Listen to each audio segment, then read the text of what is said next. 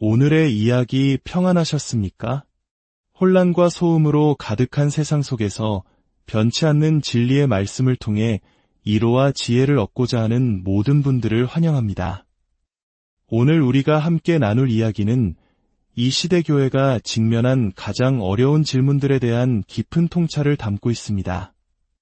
이야기를 시작하기에 앞서 만약 오늘 메시지가 여러분의 마음에 울림을 준다면 구독과 좋아요를 통해 이 귀한 말씀을 더 많은 이들과 함께 나누는 일에 동참해 주시길 부탁드립니다. 여러분의 작은 행동이 누군가에게는 큰 빛이 될 수 있습니다. 이 채널을 통해 진리를 찾는 모든 분들의 삶에 하나님의 크신 은혜와 평강이 함께하기를 기도합니다. 오늘 우리는 한 남자의 목소리에 귀를 기울여 보고자 합니다. 그는 로스앤젤레스의 가난한 동네에서 불교 신자였던 미혼모의 아들로 태어났습니다. 젊은 시절에는 흑인 민족주의 운동에 깊이 빠져들기도 했습니다. 하지만 대학 시절 예수 그리스도를 인격적으로 만난 후 그의 삶과 세계관은 완전히 뒤바뀌었습니다. 이제 그는 아프리카의 한 기독교 대학에서 신학대학 학장으로 섬기며 다음 세대를 말씀으로 양육하고 있습니다.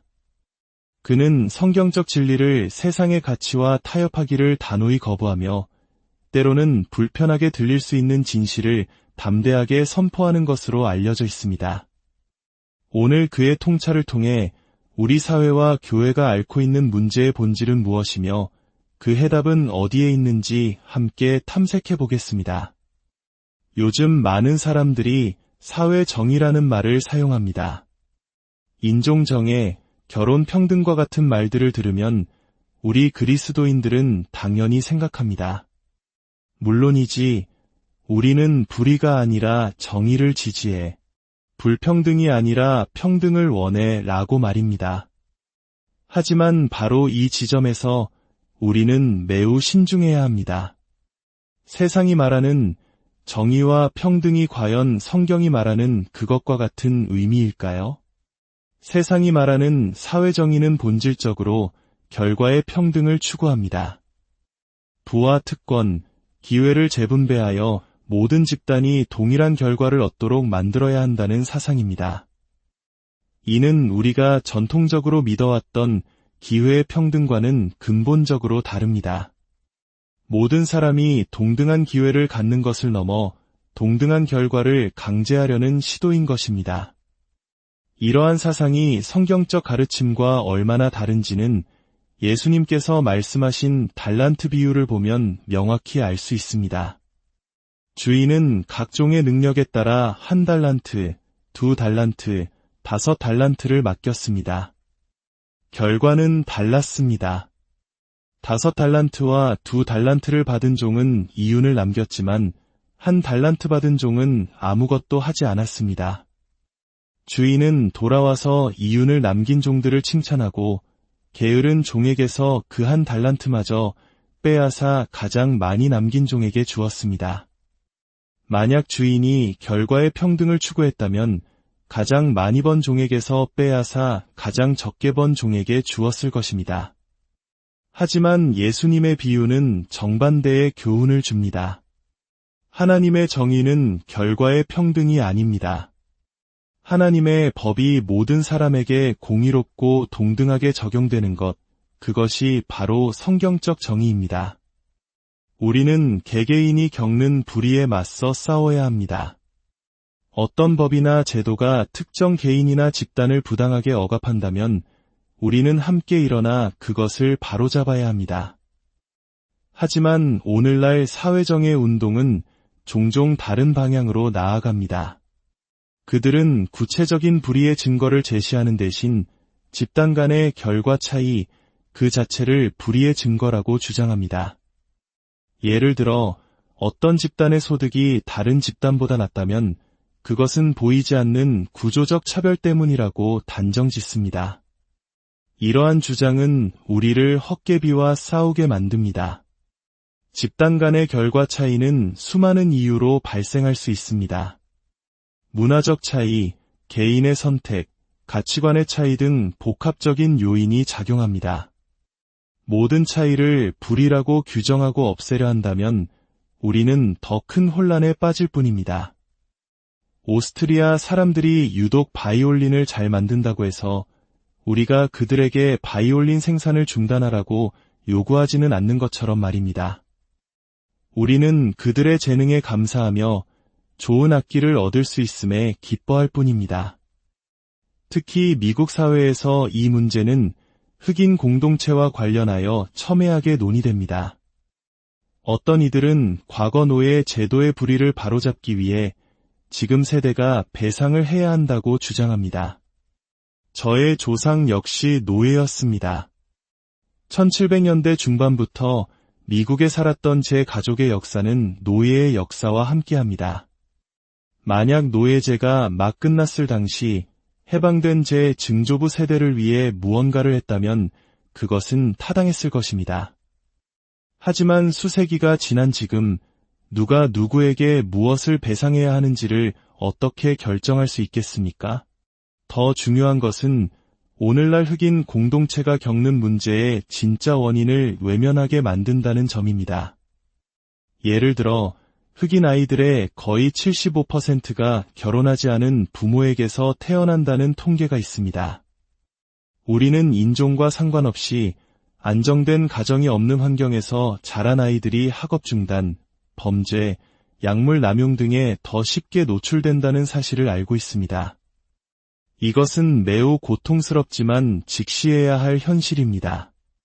만약 모든 문제의 원인을 외부의 시스템이나 역사 탓으로만 돌린다면 우리는 정작 우리 내부에서 해결해야 할 가장 중요한 문제를 해결할 기회를 놓치게 됩니다. 저는 흑인들이 무능하거나 누군가의 자선에 의존해야만 하는 존재라고 믿지 않습니다. 저는 흑인들이 스스로의 삶을 책임지고 일어설 수 있는 강인한 존재라고 굳게 믿습니다.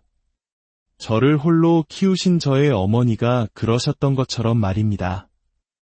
어머니는 10대 미혼모였고 불교 신자였습니다. 로스앤젤레스의 험한 동네에서 저를 키우기 위해 모든 것을 바치셨습니다. 저는 그 환경 속에서 자연스럽게 흑인 민족주의 사상에 끌렸습니다. 마틴 루터 킹 목사보다는 멜컴 X의 급진적인 방식에 더 마음이 갔습니다. 그러다 대학에 들어가서야 처음으로 복음을 들었습니다. 예수 그리스도께서 나의 죄를 위해 십자가에서 죽으시고 부활하셨다는 진리가 제 마음에 들어왔고 제 삶은 송두리째 바뀌었습니다. 그 변화는 점진적이었습니다. 성경 말씀을 알아가면서 제가 이전에 진실이라고 믿었던 많은 것들이 사실은 예곡되거나 거짓된 선동에 기반했음을 깨닫게 되었습니다. 제 삶의 또 다른 전환점은 제가 말썽을 피우기 시작했을 때 어머니께서 저를 사우스캐롤라이나에 있는 외삼촌 댁으로 보내셨을 때였습니다. 외삼촌은 해병대 훈련교관으로 22년간 복무하고 베트남전에도 2번이나 참전한 분이셨습니다. 제 인생에서 처음으로 만난 진정한 남자 어른이었습니다. 그는 스스로의 삶을 책임지는 법, 사냥하고 낚시하는 법, 개를 훈련시키는 법 등 책에서는 배울 수 없는 것들을 가르쳐 주셨습니다. 그분과의 1년은 제 안에 잠자고 있던 남성성을 일깨워 주었습니다. 오늘날 우리 사회는 아버지의 가치를, 나아가 남성성 자체를 폄하합니다. 어떤 형태의 가족이든 다 똑같다고 말합니다. 아빠가 둘이든 엄마가 둘이든 혹은 아예 없어도 괜찮다고 합니다. 하지만 모든 연구 결과는 명확하게 말해줍니다. 특히 남자아이의 성장에 있어 아버지의 존재는 절대적입니다. 아버지가 없다면 외삼촌과 같은 강력한 남성 역할 모델이라도 반드시 필요합니다. 이렇게 명백한 진실 앞에서 왜 우리 사회는 이토록 빠르게 아버지의 자리를 지워버리고 있는 걸까요? 그것은 우리가 진실보다 이념과 서사에 더 쉽게 매료되기 때문입니다. 가부장제는 억압의 상징이며 남성성은 본질적으로 해롭다는 강력한 서사가 모든 반대 증거를 압도해버립니다. 그 결과 젊은 남성들은 길을 잃고 있습니다. 사회는 그들에게 남성으로서의 책임과 역할을 가르치는 대신 그들의 본성을 거세하려 합니다.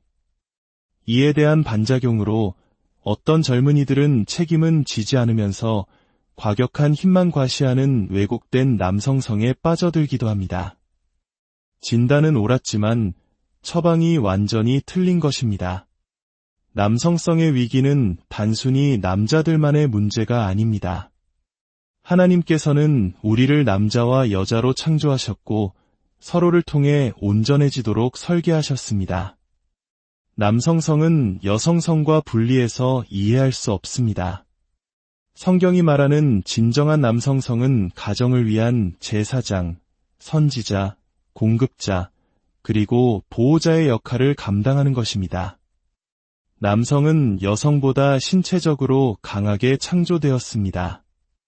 이 힘은 여성을 지배하고 학대하는 데 쓰일 수도 있고 반대로 여성을 보호하고 가정을 지키는 데 쓰일 수도 있습니다.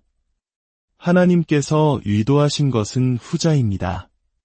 결혼과 가정을 통해 남성은 자신의 힘과 본능을 책임감 있게 사용하는 법을 배우고 그 안에서 진정한 목적과 의미를 발견합니다. 아이러니컬하게도 가부장제와 전통적 역할을 해체하려는 시도는 결국 여성들을 아무런 보호막 없이 무책임한 남성들의 위험에 그대로 노출시키는 결과를 낳았습니다. 만약 지금 길을 잃고 방황하는 한 젊은이가 제게 와서 묻는다면 제 삶은 너무 힘들고 기회도 없는데 왜 제가 그 모든 무거운 짐을 져야 합니까? 라고 묻는다면 저는 이렇게 대답할 것입니다. 첫째, 당신은 그 짐을 지도록 창조되었기 때문입니다. 남자는 본능적으로 안주하기보다 도전하고 성취하고 보호하기를 갈망합니다. 당신이 어두운 방에서 비디오 게임을 할 때조차 당신은 남성성의 역할을 시뮬레이션하고 있는 것입니다. 당신은 그보다 훨씬 위대한 일을 위해 지음받았습니다. 둘째, 모든 것을 다 알고 시작할 필요는 없습니다. 저도 그 누구도 완벽하지 않습니다. 남성으로 성장하는 과정 자체가 하나님께서 우리에게 허락하신 배움의 길입니다. 셋째, 당신은 혼자가 아닙니다. 성경은 철이 철을 날카롭게 하는 것 같이 사람이 그의 친구의 얼굴을 빛나게 하느니라 라고 말씀합니다. 우리에겐 서로를 이끌어주고 때로는 바로잡아줄 다른 남자들이 믿음의 형제들이 필요합니다. 그리고 무엇보다 당신을 창조하신 하나님과 진정한 남성성의 완전한 모범이 되시는 예수 그리스도께서 당신과 함께 하십니다. 이 모든 이야기에 대해 어떤 이들은 시대에 뒤떨어진 가부장적이고 차별적인 생각이라고 비난할 것입니다. 그러나 저는 단호하게 말합니다. 우리가 말하는 성경적 남성성이야말로 여성이 안전하게 자신의 재능을 마음껏 펼칠 수 있도록 하는 가장 강력한 보호막입니다. 남성성이 훈련되지 않고 제멋대로 날뛸 때 가장 큰 피해를 보는 것은 바로 여성과 아이들입니다. 저는 과거 우리 사회의 등불이었던 종교 지도자들이 오늘날 왜 이렇게 침묵하거나 세상의 목소리를 따라가는지 묻지 않을 수 없습니다. 몇 가지 이유가 있을 것입니다. 첫째, 언론은 진리를 외치는 목소리보다 세상과 타협하는 목소리를 더 주목하고 비춰줍니다. 둘째, 많은 지도자들이 성공과 인기에 취해 있습니다. 좋아요와 클릭수를 위해 진리의 날카로운 모서리를 조금씩 깎아내기 시작합니다. 셋째, 신학교를 포함한 학계 전반이 수십 년에 걸쳐 반기독교적인 신마르크스주의 세계관에 깊이 물들었습니다. 그곳에서 교육받은 지도자들은 자신도 모르게 오염된 렌즈로 성경을 해석하게 됩니다. 마치 양떼의 울타리에서 멀어져가는 양 한 마리를 되찾기 위해 울타리를 계속해서 넓히는 목자와 같습니다. 결국 울타리는 너무 넓어져 아무런 의미도 갖지 못하게 되고 모든 양들이 뿔뿔이 흩어져 길을 잃게 됩니다. 우리는 규칙을 없애면 한 사람을 붙잡을 수 있을 것이라 착각하지만 규칙이 사라지면 결국 모두가 떠나간다는 사실을 잊어서는 안 됩니다. 하지만 저는 희망을 봅니다. 여전히 바알에게 무릎 꿇지 않은 수많은 신실한 목회자들이 있으며 진리의 말씀에 갈급한 수많은 성도들이 그들을 찾고 있기 때문입니다. 소셜미디어가 많은 문제를 낳기도 하지만 동시에 진실한 목소리를 찾는 통로가 되어주기도 합니다. 모래 위에 세운 집은 결국 무너질 수밖에 없습니다. 지금의 혼란은 영원히 지속될 수 없습니다. 세상은 종종 우리를 기독교 국수주의자와 같은 자극적인 이름으로 공격하며 침묵하게 만들려 합니다. 하지만 그들은 종교 자체를 반대하는 것이 아닙니다. 그들은 자신들의 이념에 반대하는 우리의 입장을 반대하는 것뿐입니다. 그들의 위선에 속지 마십시오. 어떤 젊은이가 대학에서 배운 지식으로 하나님은 없고 성경은 무지한 옛날 사람들이 지어낸 이야기일 뿐이라고 말할 때 저는 그들의 논리 안에서 싸우지 않을 것입니다. 대신 저는 그들의 전제를 공격할 것입니다. 당신의 그 주장 역시 증명할 수 없는 믿음과 전제에 기반하고 있어. 당신이 믿는 그 전제들은 인류 역사의 재앙을 가져왔지만 내가 믿는 성경적 전제는 서구 문명의 근간을 세웠소. 우리의 믿음은 맹목적인 것이 아닙니다. 성경은 수많은 목격자들이 다른 목격자들이 살아있는 동안 기록한 신뢰할 수 있는 역사적 문서의 모음입니다. 그 안에는 구체적으로 예언된 초자연적 사건들의 성취가 기록되어 있으며 그 저자들은 자신의 글이 인간이 아닌 하나님으로부터 왔다고 주장합니다.